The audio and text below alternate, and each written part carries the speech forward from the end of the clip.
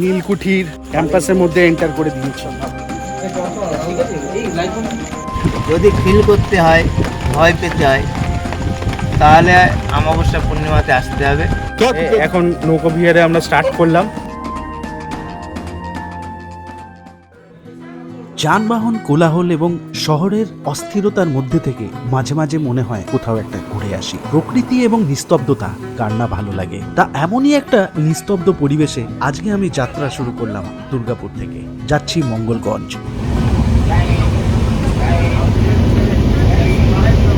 মঙ্গলগঞ্জ হচ্ছে বনগাঁ অঞ্চলের একটি ছোট্ট গ্রাম। প্রায় 200 কিলোমিটার পথ অতিক্রম করব আমরা এই রেল পথে।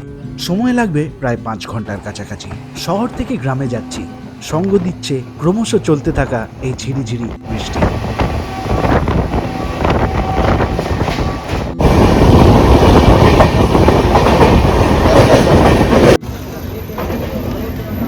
হাওড়া থেকে নেমে আমাদের যেতে হবে ধর্মতলা। ধর্মতলায় অপেক্ষা করছে আমাদের আরো কয়েকজন বন্ধু। তা আমরা ভাবলাম যে এইবার বাসে নয়, প্রথমবার গঙ্গার তলা থেকে মেট্রো চেপে যাব।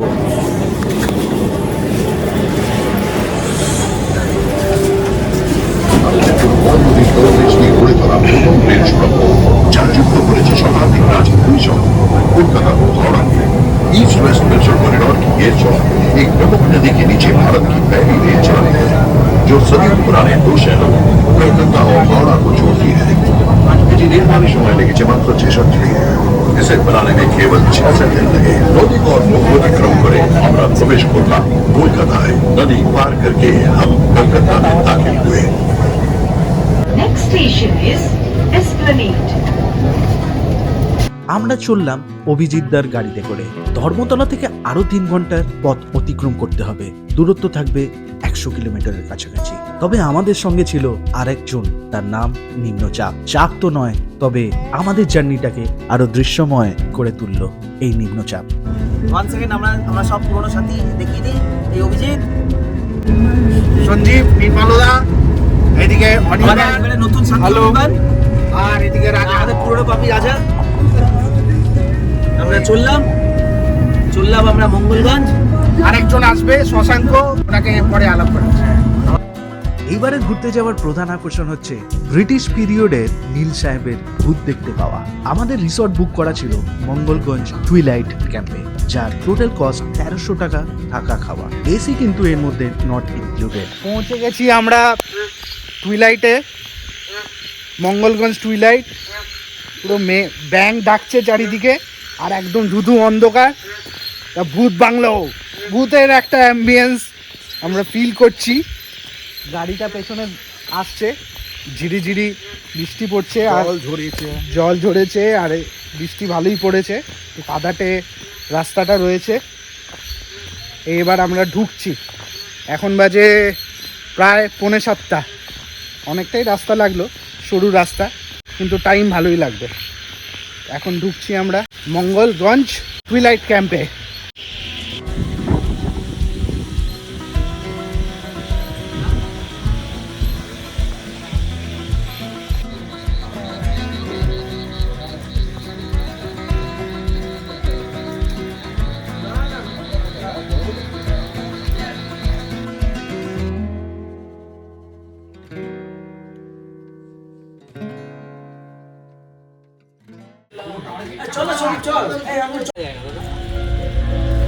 ভূত দেখাতেই হবে।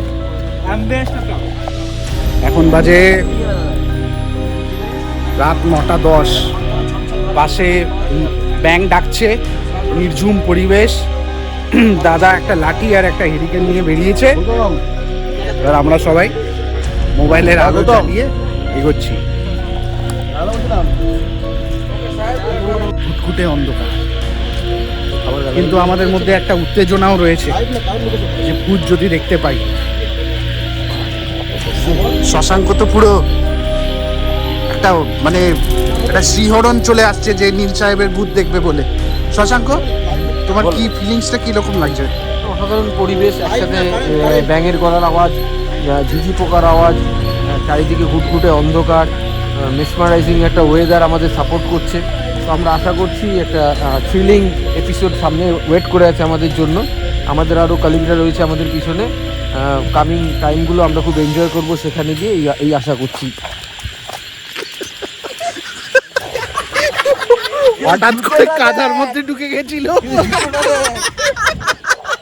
এই জুতোটা দেখো ভাই, এক ফোঁটা জল নেই কিন্তু। ওই যে দাদা যাচ্ছে, দাদা আমাদেরকে নিয়ে যাচ্ছেন ভূত দেখাবেন বলে। ভূত নীল সাহেবের যে কি জায়গাটা, কোন জায়গাটা ওটা? নীলকুঠি। এবার কিছু বলুন। ওখানে যে গল্প হবে, শিহরণ দিচ্ছে, হাত পাতে লোম খাড়া হয়ে গেছে। সুন্দর পরিবেশ, অসাধারণ। সবাই আসছে দেখুন। আমরা সঞ্চিত, আতঙ্কিত এবং ভীত, জানি না কি হতে চলেছে আমাদের সাথে।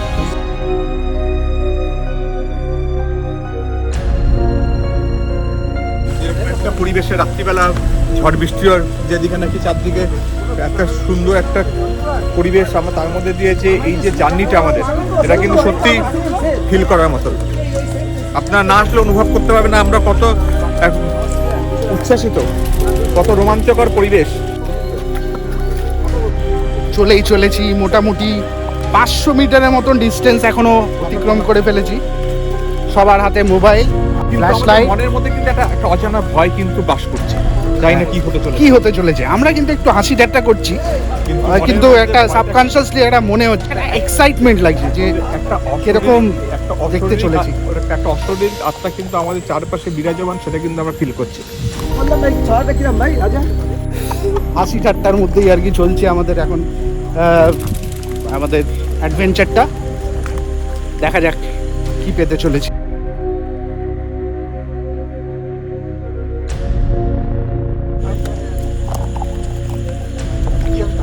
নীলকুঠির ক্যাম্পাসের মধ্যে এন্টার করে দিয়েছি, পা দিলাম ফার্স্ট ক্যাম্পাসের মধ্যে।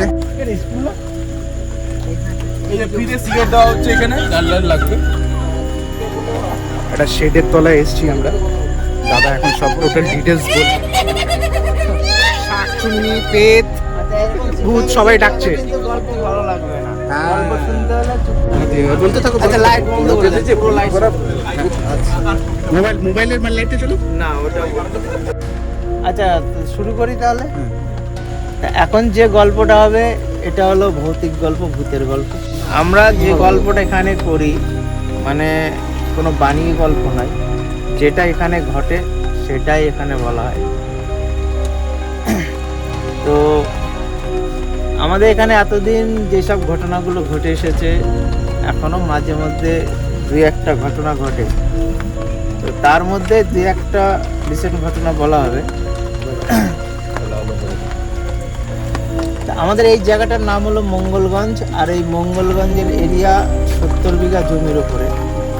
আর আমাদের এই নদীর ধারটা পুরোটাই হলো কবরস্থান। তা এই কবরস্থানটা হলো ব্রিটিশ পিরিয়ডের কবরস্থান। আর এইটা বন্ধ করা হয়েছিল আপনার 1997 সালে। কারণ তখনকার দিনে আমাদের এই এলাকাতে মানে রাস্তাঘাট ছিল না। তখন আমাদের গ্রামের মানে যানবাহনের রাস্তা ছিল আমাদের ইছামতি নদী। মানে কোথাও শৈলতলাপ থেকে শুরু করে বাজারঘাট থেকে শুরু করে সমস্ত কিছু এই নদী পথ থেকে সেই বনগাঁতে যেতে হতো, আর নাহলে এদিকে দক্ষিণে বাজার। আর খাস করে বলতে তখনকার দিনে আমাদের এই গোটা এলাকাটা মানে গভীর জঙ্গলে ঢাকা ছিল। মানে এই জায়গাতে দিনের বেলাতে ঘুটঘুটে অন্ধকার থাকতো, আর সূর্যের রশ্মি আমাদের গ্রামের যে কোনো রাস্তায় নিচেই পড়তো। আর মোটামুটি 12 মাসে 10 মাস কাদা থাকতো। কাদা বলতে গেলে 1 হাঁটু কাদা। আর 2 মাস কোনোরকম শুকনো থাকতো, মানে কাদার ওপর দিয়ে হেঁটে যাওয়া যেত। তা এই জায়গাটা খাস করে মানে এখানে যে নীলকুঠি আছে আমাদের আশেপাশে এলাকার লোকই জানতো না, কারণ এই জায়গাটা খুবই ভয়ানক জায়গা ছিল। এই যে রাস্তাটা দেখছেন, এই রাস্তাটা রিসেন্ট হয়েছে। তবে এখন যেসব ঘটনাগুলো ঘটে সেগুলো অমাবস্যা পূর্ণিমাতে। যদি ফিল করতে হয়, ভয় পেতে হয়, তাহলে অমাবস্যা পূর্ণিমাতে আসতে হবে এবং 4 থেকে 6 জন, তার বেশি লোক হলে হবে। তবেই এই জায়গার সম্বন্ধে আপনারা বুঝতে পারবেন যে এখানে কতটা ভয়ানক। যে আমাদের এখানে মানে আমরা ছোটোবেলায় থেকে দেখে এসেছি যেগুলো আমরা দেখে দেখে বড় লাইট হয়েছি। অফ করো, লাইট অফ তো তখনকার দিনে আমাদের এখানে নানান রকম জিনিস ছিল, মানে নিশিডাক থেকে শুরু করে তারপরে গোদান থেকে শুরু করে জিন পরি এরকম বিভিন্ন ধরনের জিনিসপত্র ছিল। তা তখনকার দিনে আমাদের এলাকাতে চাষাবাদ খুব কম হতো, মানে আগেকার দিনে যারা খুব সাহসী লোকজন ছিল তারাই জমিতে চাষ করতো। আর আমাদের রিসর্টের সামনেতে যত জমি দেখছো যেরকম চাষ হচ্ছে, আগে সব জঙ্গল ছিল, সব এরকম বড় বড় বাগান ছিল। তা 2000 সালে বন্যা আসার পরে তখন ওই মানে আমাদের এই গোটা এলাকাটা মাটির বাড়ি ছিল আর কি।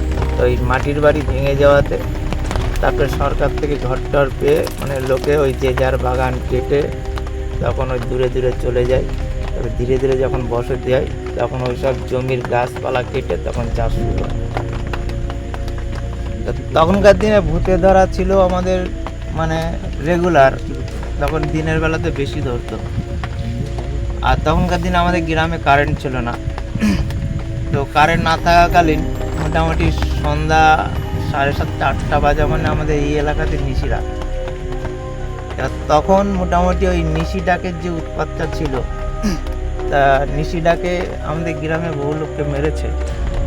তা তখন অনায়াসে গ্রাম থেকে বার করে নিয়ে আসতো। তা নিশি ডাকটা এখনও আছে, কিন্তু এখন এতটা ক্ষতি করতে পারে না, কারণ গ্রামে কারেন্ট আছে, গ্রামের লোকজন মোটামুটি 10টা 11টা অবধি জেগে থাকে। যদি রাস্তাতে কেউ হেঁটে যায় তাহলে কেউ না কেউ ডাকবে। আর আগে তো ঘুমিয়ে পড়তো, কেউ বুঝতে পারতো না রাস্তাতে কে যাচ্ছে না যাচ্ছে।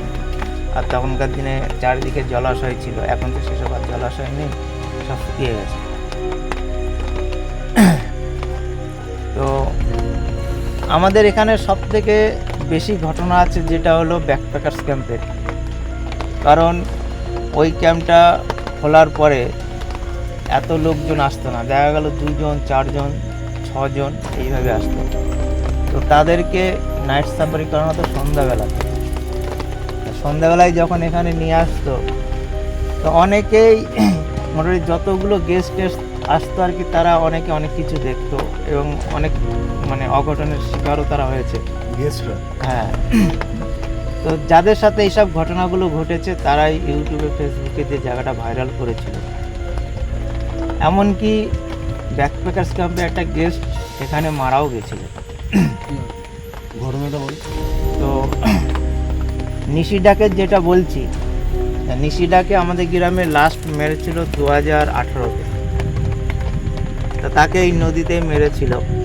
তো মারলে পরে এবার তার 1 বছর পরে 2019-এ ওই গেস্টটা মারা যেন একই জায়গাতে। তো উনি মারা যাওয়ার পরে ওই ক্যাম্পটা 2 বছর ভুক্তভোগী ছিল। যেমন আপনারা ভুক্তভোগী ছিল, যেমন আপনারা 5-6 জন এসছেন, আর এক দাদা এসছেন 7-8 জন। তো এরকম গ্রুপ ওয়াইজ যখন আসতো, এবার দেখা গেল কেউ 4 চাকা নিয়ে আসছে। তো 4 চাকা নিয়ে আসলে পরে তারা কী করতো, রাত্রেবেলায় চেক আউট করে চলে যেত, মানে রাত 1:30-2টোর সময় চেক আউট করে বেরিয়ে যেত। আর যারা মানে বাই ট্রেনে আসতো তাদেরকে পাহারা দেওয়ার জন্য আমাদের গ্রামের থেকে এক্সট্রা ছেলেদেরকে ডাকা হতো, দেখো সারা রাত গল্প করে রাত দেখা গেল কেউ যদি মানে এখান থেকে যে ডিনার করে শুয়ে পড়েছে, ঘরে শুলে তো বাইরের লোক থেকে ঘরে ঢুকতে পারবে না, কারণ দরজা বন্ধ থাকে। আর শুয়ে পড়ার পর আধা ঘন্টা 1 ঘন্টা পরে দেখা গেল ওই বাথরুমের ভেতরে কেউ নলকা খুলে দিল। এবার সে যে বন্ধ করে আসলো, যে ওইরকম 2-3 বার মোটামুটি নলকা খুলে দিত, বন্ধ করে চলে আসতো। তবে লাস্ট এবার কী করতো, এই বাথরুমের ভেতর থেকে যখন দরজায় লাথি মারতো জোরে জোরে, তখন ওরা আর ভয় থাকতে পারতো না, বেরিয়ে যেত। এবার যারা টেন্টে শুতো, দেখা গেলো শীতকালের দিনে টেন্টে শুয়ে আছে, ওই গায়ের থেকে কম্বল নামিয়ে দিত।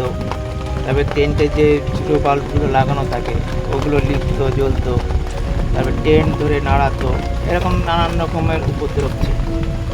তারপরে আমাদের ক্যাম্পটা যখন তৈরি হওয়ার পরে তখন ওই 2টো ক্যাম্পের বাউন্ডারি একসাথে মানে তান্ত্রিককে বাঁধানোর পরের থেকে তখন আর ওই মানে ক্যাম্পে আর কোনো অসুবিধা হয় না।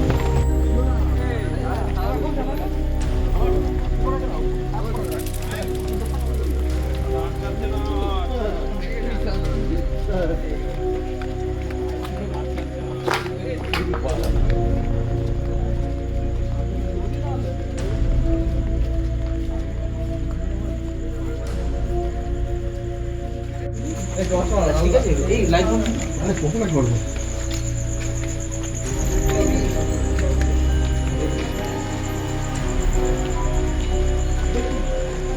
এটা হলো একটা সুড়ঙ্গ পথ। হ্যাঁ, এটা সকালে এসে দেখে যাবেন। ঠিক আছে, এটা হলো সুড়ঙ্গ পথ। এই সুড়ঙ্গটা 3 ভাগে ডিভাইডেড আছে।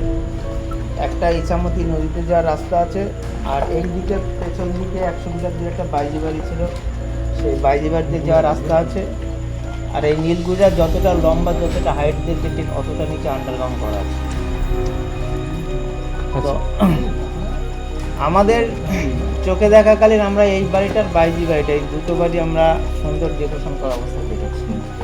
মানে এখানে রাজার আমলের জিনিসপত্র সকালে হ্যাঁ, ওটাও মানে ইংরেজদের গোপন রাস্তা। আমি দেখো কি অবস্থা। এই বাড়িটাকে এরকম ভগ্নদশা করে দিয়েছে 1998 সালে। মানে এই বাড়িটাকে আর বাইজি বাড়িটাকে লুটপাট করে এরকম ভগ্নদশা করে দেওয়া হয়।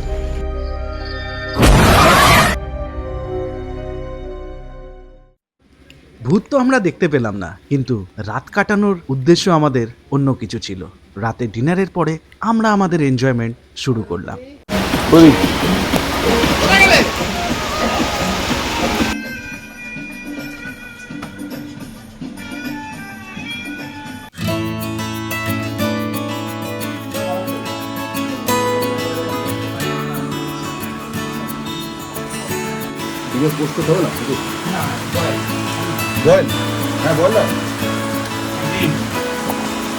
Good morning. আজকে মঙ্গলগঞ্জের সেকেন্ড ডে, আমরা ব্রেকফাস্ট করতে এসেছি। কালকে প্রচুর সাঁওতালি করেছি আমরা। বৃষ্টি এখনো থামেনি, বৃষ্টি চলেই যাচ্ছে। কন্টিনিউ নিম্নচাপ। লুচি খেয়ে এরপরে আমাদের নৌকোবিহার করার কথা ছিল। এই যে ডক্টর দাস কি বলছেন? আমাদের এখন জানি না নৌকা ব্যাটটা করে উঠতে পারবো কিনা, কারণ বাইরে তো নিম্নচাপ সৃষ্টি হয়েছে। এবার দেখা যাক, আমরা একটু গ্রাম পরিদর্শনে বেরোবো, বেরিয়ে এখানকার পরিবেশ দেখে তারপর আমরা check করবো যে আমরা করবো কি করবো। তো এবার দেখা যাক। এই ওয়েদারটা লাগছে একটু মানে ব্যাড ওয়েদার, কিন্তু আমাদের জন্য বেস্ট ওয়েদার। এখন আমরা যাচ্ছি নৌকো বিহার করতে। পরিবেশটা দেখুন কি সুন্দর এখানে। কালকে রাতে আমরা এসেছিলাম সেই নীল সাহেবের রাজবাড়িটা, সেটা দেখলাম। তারপরে এই পুরো এলাকার পরিবেশটা দেখুন, একদম গাছগাছড়ায় ভর্তি। পাশে পাখি ডাকছে, সঙ্গে বৃষ্টি পড়ছে, অসাধারণ লাগছে।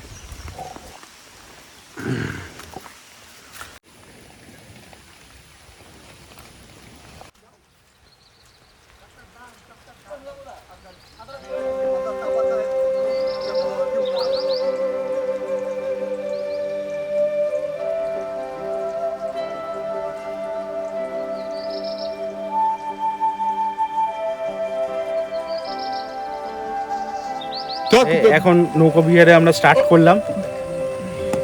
মাথায় ছাতা দিয়ে, নিচে জল ওপরে জল, ইচ্ছামতি নদীর মধ্যে নৌকো বিহার শুরু হলো। তারপরে একদম আমরা সকাল সকাল চলে এসেছি ইছামতির বুকে। এখানে আমরা ছোট্ট একটা ডিঙি নৌকো নিয়ে এখন আমরা অভিজিৎ নৌকো বিহারে বেরিয়েছি। তো সেইখানে আমরা কিন্তু সব চামি, নির্মাল্য, অনির্বাণ এবং সঞ্জীব 4 জনেই আছি। বৃষ্টির মধ্যে কিন্তু একটা দারুণ অনুভূতি হচ্ছে, যেটা আপনাদের হয়তো আপনারা ফিল করতে পারবেন না হয়তো এই এনভায়রনমেন্টটা, কিন্তু এখানে বলতে পারি যে এই সময় যে বৃষ্টির মধ্যে যে আমরা যে একটা যে সুন্দর যে একটা পরিবেশ, খুব মনোরম, খুব ভালো লাগছে আমাদের।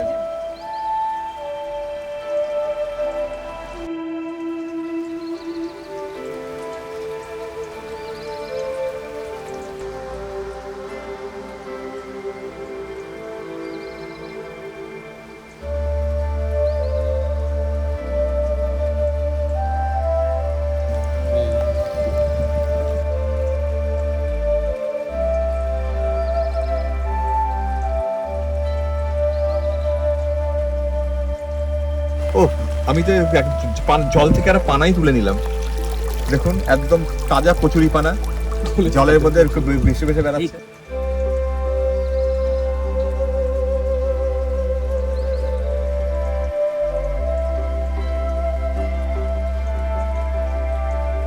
হবে না। পাহাড়টা মাথায় কি সুন্দর টুপি পরে, হ্যাঁ।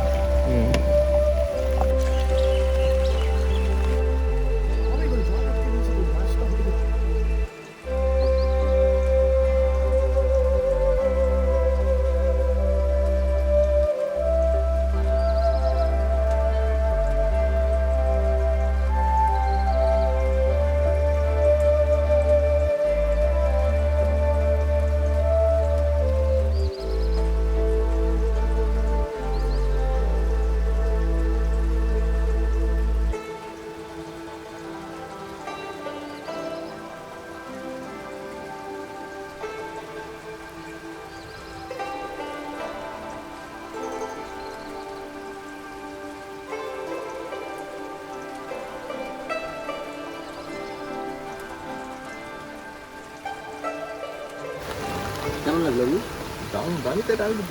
এই জায়গাটা একদম সাবধানে। আস্তে সুন্দর আমরা নৌকা বিহার করে এলাম ইচ্ছামতি নদীর থেকে, একদম পুরো মাঝ নদীতে আমরা গেলাম, দারুণ এনজয় করলাম। বৃষ্টি এখনো পড়ছে, সুন্দর পরিবেশ। না না, আমি সত্যি খুব সুন্দরভাবে দিনটা উপভোগ করলাম। এই বৃষ্টির মধ্যে নৌকা ভ্রমণ সত্যি অতুলনীয়, খুব সুন্দর লাগলো। আমরা যে এত সুন্দর সবাই মিলে আনন্দ করলাম, এবং যে সকালে ব্রেকফাস্ট থেকে শুরু করে এবং এই জঙ্গলের মধ্যে দিয়ে হেঁটে এসে নৌকা ভ্রমণ করে আবার আমরা রিসোর্টের দিকে ফিরে যাচ্ছি। কিন্তু একটা স্মরণীয় দিন, এটা আমরা সবাই দীর্ঘদিন মনে রাখবো। একসাথে এই সময়টি উপভোগ করলাম, সত্যিই খুব ভালো লাগে।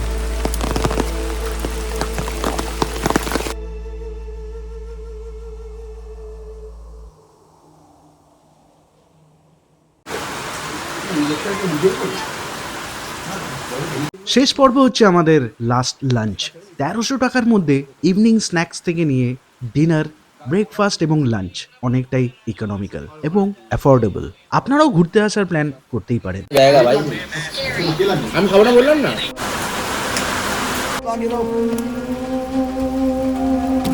একটা বাইরে রাখো, একটা রাখো। এবার আমরা চললাম, আমাদের ঘোরা এখানে শেষ। রেডি করে 6 জন গাড়িতে যাব। প্রথমে শশাঙ্ককে নামাবো, তারপরে আমরা বাস ধরে বাড়ি যাবো।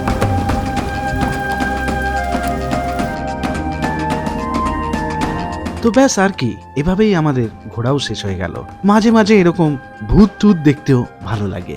ভিডিওটি কেমন লাগলো অবশ্যই কমেন্টে জানাবেন, আর যদি ভালো লেগে থাকে একটা লাইক অবশ্যই দেবেন, আর জুড়ে থাকবেন ইন্ডিয়ান রোমারের ফ্যামিলির সঙ্গে। Thank you for watching.